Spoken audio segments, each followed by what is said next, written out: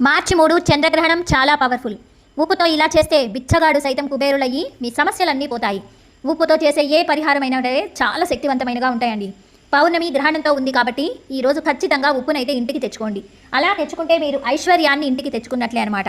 అంటే ఒకేసారి మనం ఏం కుబేరులు అయిపోము. మనకి డబ్బులు రావడానికి మార్గాలు అనేవి తెరుచుకుంటాయి అనమాట ఇలా చేయడం వల్ల. ఇక ఈరోజు ఉప్పుతో చేయవలసిన పరిహారాలు ఏమేమిటో కూడా మనం తెలుసుకుందాం. ఈ రోజు కనుక ఉప్పుతో మీరు దిష్టి తీసుకున్నట్లయితే మీ మీద ఉన్న ఎలాంటి నెగిటివ్ ఎనర్జీ అన్నా కూడా మొత్తం పోతుందండి.